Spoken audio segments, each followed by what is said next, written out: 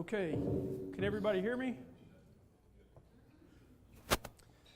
Is anybody familiar with company Tabor Grinder? Anybody know who those are?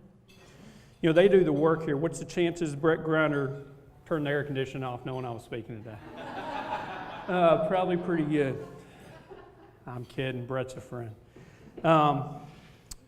Thank you for having me today and giving me the opportunity to speak to your organization. I will say I've had a couple of people already come up to me, so I'm going to clearly emphasize one thing right now. I am not a residential contractor. If you have a horror story about a bathroom remodel gone wrong, anything like that, I'm not your guy, okay? I don't want you to follow me out to the parking lot to show me paint samples. I don't want to look at tile selections. I just want to clear the air on that because I've already had a couple of comments. Brett Grinder, he's the guy. Call him.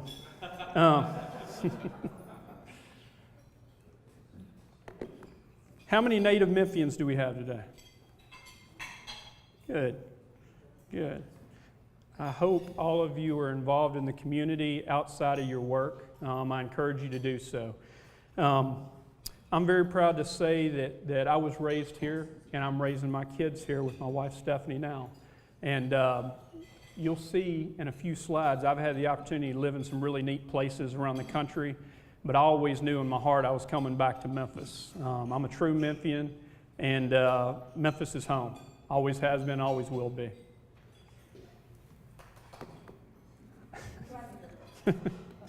Just to give you a brief insight into my life outside of work, some of the things that I lean on, some of the things that inspire me. First and foremost, my faith. You know, we're going to talk about tough times today. Your faith will get you through any tough time in the world. There's nothing tough enough that can withstand a strong faith in God. Secondly, my family. You see in front of a Christmas tree there. My family makes me want to succeed in everything that I do. And they're always foremost in my heart and mind when I'm tackling any kind of job or project. The moose really doesn't have anything to do with the speech. Let me tell you about the moose. The moose, my family and I went to Jackson Hole, Wyoming last week, and I took a picture of this moose, and I've been dying to show it to people. That's the only reason. That is the only reason that it's in here, but it's a cool moose, and I got real close to it. Another thing I'm really passionate about is coaching youth sports. I've coached my son's baseball team now for 10 years, and sadly, this year was my last year to do so. Our season I say sad. My son's not sad, I'm sure. But I also devote a lot of time to a inner city ministry called Memphis Gridiron Ministries, and I'm not too proud to go ahead and give them a plug. If any of you are interested or have a heart for the youth in our city, we have a ministry in Binghamton called Memphis Gridiron Ministries. The team name is the Binghamton Bulldogs, and you can come in with that fan. But honestly, if you have a heart for that, see me afterward. We'll get you plugged in. Now, before I start, I've got to tell you some funny stories. I shared this with a couple people, but when I was asked to speak to this group, I was a little surprised. I had no idea that sales and marketing professionals would want to hear from a contractor. And then, Mike asked me, well, what would your topic be? What are you going to talk on? And I said, I think I'll talk on staying true to yourself during tough times. Now, I didn't immediately come to that, but after the conversation, I told Mike that's what I would talk on. I really felt that everyone would clearly understand that I was referring to the recession our country's been in over the past few years, and I was obviously wrong. I've shared this with Stephen, but I have received emails, calls, texts, tweets. There's probably posts and blogs I don't know about the fact that Rusty Linkus is speaking today about some life-changing event he went through and overcame. I'm sorry to disappoint you. I've had no near-death experience. I didn't overcome any addictions. No life-changing event. So that's disclaimer number one. Disclaimer number 2, a pre-law major who sold medical implants for 10 years and now builds commercial buildings may or may not be qualified to speak to the Sales and Marketing Society. I guess you'll be the judge, and I think Hutton just mentioned a survey. Be kind on the survey, rate the speaker. Just go ahead and put whatever the highest number is. Then it won't take what'd you say it was going to take an hour? You just write the highest number, you'll be done with that part real quick. And then finally, I am smart enough to know when I need professional help from people like you. When I'm unable or unwilling to provide marketing or PR services for my company, I lean heavily on Amy Howe, and yes, I'm not ashamed to plug these companies because they do a lot for me. Amy Howe, who's here today, thank you very much, and her team at Howe Marketing Strategies, and then Charles Gashell at Paradigm. Both of these companies helped me tremendously, and I'm grateful for them. With that, I'd like to get into more of the meat of my presentation. And the first thing I'd like to do is talk about major influences on my life. Growing up here in Memphis, my parents were my biggest influence. Ari and Clara Linkus were extremely hardworking people. They not only instilled in me a very strong work ethic, but also provided a moral compass for me, which guides me to this day, and I'm going to speak more on that later. What you see up here is kind of the second phase of my life. After high school, I chose to attend SMU. Now, when I went to SMU, back during the death penalty, football, all this, let me lay out the student body for you. It's 55% female, 45% male. Now, that had nothing to do with why I went to school there. But interestingly enough, it was 50% in-state, Texas students, 50% out of state. It took me all of 24 hours to spot a Texan. The reason this is important, and you see that Texas and not Texas, how many people know Texans? Know them pretty well. I received an education in more ways than one. I have, my whole life, played competitive sports, football, basketball, baseball. I've played them, I've coached them. I'm very competitive by nature, okay? I've always been very passionate and had a lot of pride in the teams I played for, the teams I coached. Living in Texas for almost 10 years, I was really, my eyes were open to a whole new level of pride. Now, why is that important or relevant to this talk today? Everyone involved in sales and marketing, I think, should have to spend a 1-year internship in Texas. Your outlook will change. I know I brought some of that Texas pride home with me. I know I did. It serves me well. And I know that my experience in Texas, helps give me the confidence, to endure and to keep pushing on during tough times. And so that's why I wanted to share that with you. And a side note, I brought one more thing home from Texas. I brought a wife home from Texas, Stephanie. And yes, she has one of those Texas state flags on the back of her car, magnet, that will never, ever leave. So I live with one. That's a very unique level of pride. Now, after completing my undergraduate degree, I decided to take 1 year off before entering law school. Now, I was hired by a medical sales company, and the law school plan quickly faded. Now, you can see here what I looked like when I started my medical sales career. Now look at me now. The takeaway for you, don't let your kids get into construction at all, ever. Honestly, medical sales was a great field for me to hone my craft and really develop my personal style of selling and marketing. I'll tell you, it's the most competitive business I've ever seen. Every sales rep that I knew was just like me. They only got compensated if they sold something. So picture this, I'm newly married, I'm living in a strange city that I had never been to, and I'm on a commission-based only plan. That gets you up early in the morning, I can promise you. You know, I think that this type of competitive business, you can react many different ways to it. There's a lot of pressure that comes with this business. And this was a very important time in my life because, you know, your values are tested in this type of business.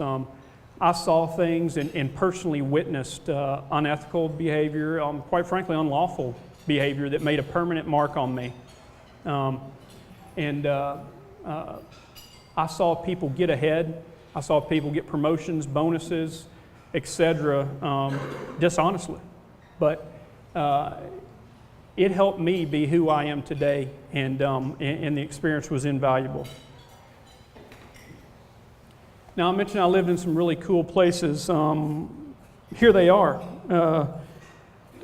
Atlanta, Phoenix, San Antonio, and San Francisco. I included this slide because my experience working in these different cities with different people was absolutely invaluable. If you've ever worked in a different city, if you ever really spent a lot of time, you know that, I mean, the cultures are completely different. Each one of these was uniquely different, but most importantly, as I'm speaking to you today, each one was very different from Memphis. But what I feel is that, looking back now, my experience in each of these markets, you know, helped me become more open-minded, helped me become more tolerant of differing opinions, and probably most importantly, more resourceful, because in each of these cities, I was the outsider, trying to break into organizations like this, you know, trying to make inroads. So I think it was very valuable. Stephanie and I spent 15 years away before we came back. So that experience is one that I would never change. Now, to my current career as a contractor, as you can see in this picture, I started my career very early. This is me at 5 building a retaining wall. I'm just kidding. That boy's way too good looking to be me. This is actually an OSHA-approved child labor training center. We got to keep pace with our foreign competitors. And another side note, if you want your children to participate more in the family finances, just see me afterward. I can plug them in. A little background on our family-owned business. Lincoln's Construction has been around for over 30 years. Founded by my mom and dad.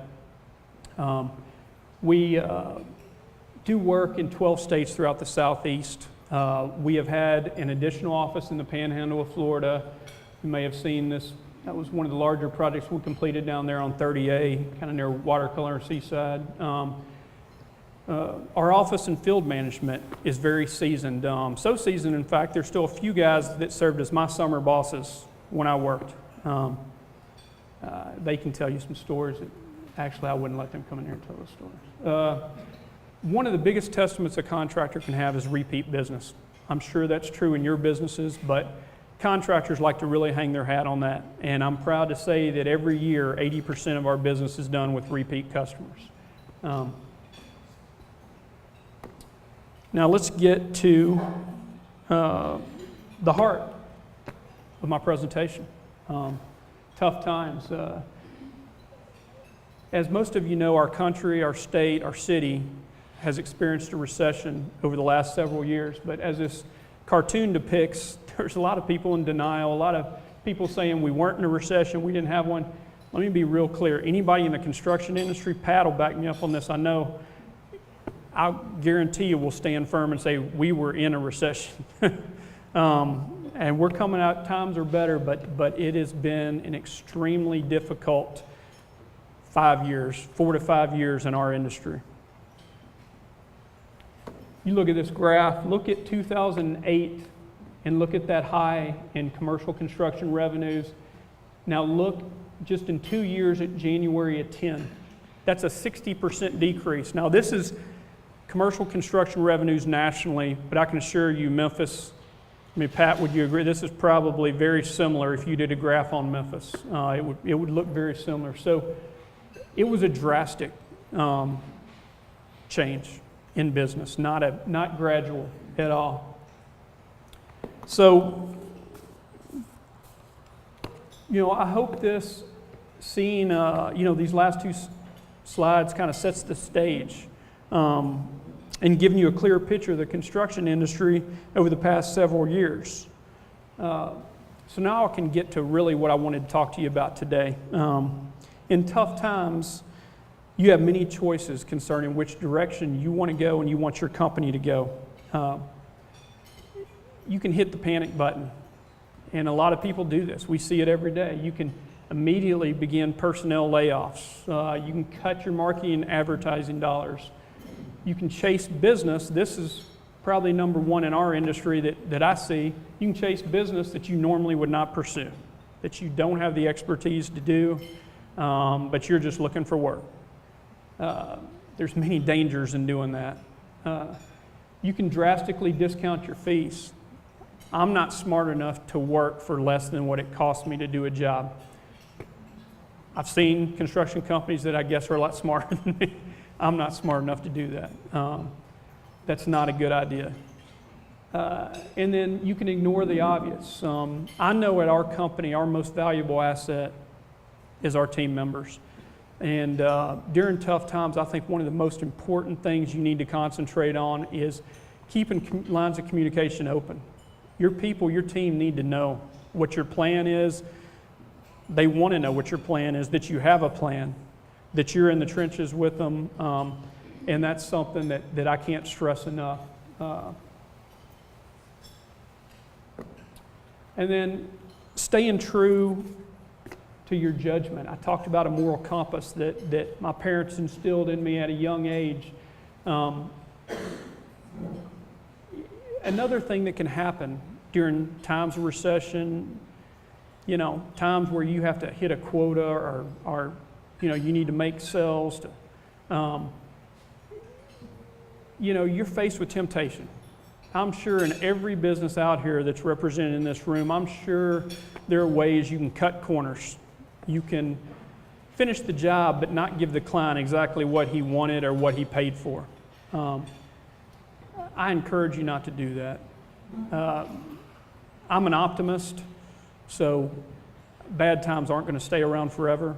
And I can promise you this, customers will remember how you treat them, especially during tough times. They know it's tough. You got to give your customers and clients, the credit to understand that they know what the market's like.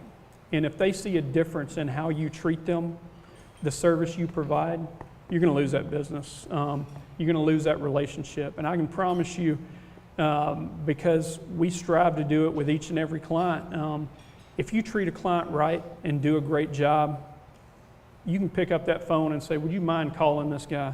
Because I'm trying to get this job. Will you mind giving me a reference? And very, very few times am I ever told no on that.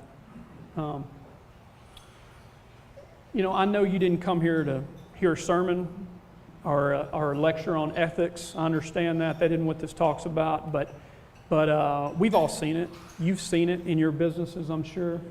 And, times get tough and people tend to try to justify unethical behavior. And let me just stand in front of you and tell you, there is absolutely no circumstance under this sun that justifies unethical behavior. Just don't do it. I'll tell you this.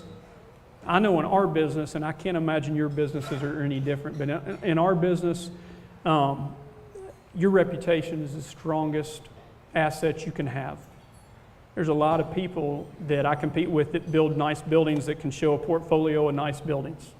We can all do that, but that client that picks up the phone and says, you know what, they're 100% honest with me the whole way through this process, everything they said they did, if there was an issue, they brought it immediately to our attention and we're there to work it out. That's the kind of service you've got to provide. And regardless of what we're going through, as individuals or your company, that should never change. And you can't justify it by saying your competitors are doing it. You know, has anybody been to Team Trek? And you know the 100% responsibility? You know, you can't choose what happens to you in life, but you can definitely choose how you respond to it. That's your choice. Another thing you can do in tough times is seek opportunities. And a lot of people don't think of tough times like that. They think of hunkering down and tightening the belt and watching every dollar and you know, we're going to make cuts and we're going to survive this, and they go in survival mode. You have to adapt to changing markets. I'm not saying you don't have to do that. You definitely do.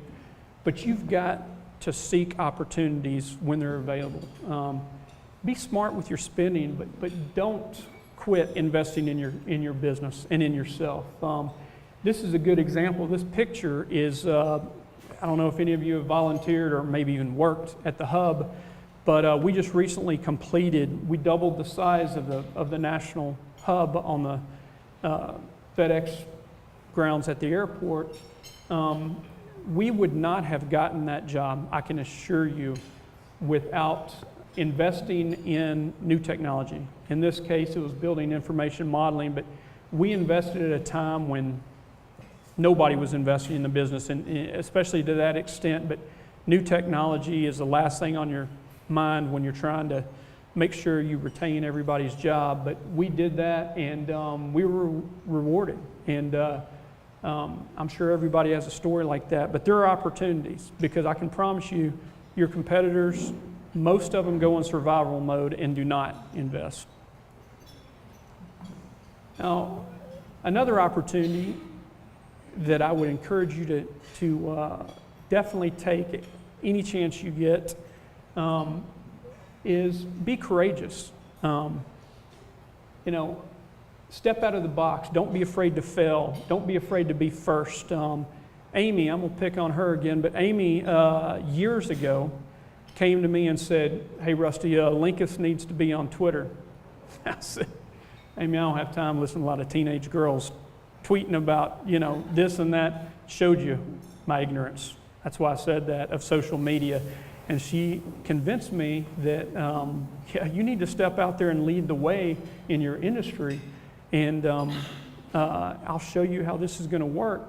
Well, what we've been able to do, and under Amy's leadership, is not just use it as a vehicle to promote what we do in our news, but we're promoting our clients. And you'd be shocked. I'll be at a function like this, and somebody will come up and say, "Hey, I noticed you tweeted, or you retweeted something we said, you know, or something," and people notice. So, you know, I have Amy to thank for that, but again, it was the fact, okay, no other contractors on it, but I agree with you. Let's go and give it a try. Innovation, I missed one thing. I do want to read a quote on innovation. This goes back to the previous slide, investing in your business, and it goes with this, not being afraid to fail or to be first. Innovation will set you apart during tough times. Noted business author Gary Hamel states, "Most of us understand that innovation is enormously important. It is the only insurance against irrelevance. It's the only guarantee of long-term customer loyalty. It's the only strategy for outperforming a dismal economy." Never stop trying to be better at what you do. I mean, I don't care if you have 90% market share. Never stop trying to be better at what you do. In conclusion, or in summary, you may not have heard anything new today. You know, I seriously doubt you'll see this presentation featured as a future TED Talk. And that's fine. I'm okay with that because I think every one of us occasionally needs a reminder to continue down the path we've chosen for ourselves and for our companies. And again, I'm not saying that you don't need to adapt to changing markets. All of us do. But I am saying stay true to who you are and what your company stands for. All of us have plenty of examples where that is not the case, but you can make the choice for yourself to do that. Be creative, be proactive, differentiate yourself, be innovative. But in the end, stay true to who you are. In my conclusion, that's a picture of my father, but I'll conclude with a quote from who I think is the best salesman in the world. And I've heard this many times. It's applicable not just to sales and marketing. It's applicable not only to Lincoln's Construction. He would tell you it's applicable to raising a family, being a godly man, running a business, giving and serving your community. But I have heard this many times. Son, this business is not rocket science. Do what you say you will do when you say you will do it. It's a simple quote, but you'd be shocked at how many people don't do it. With that, I'm concluded.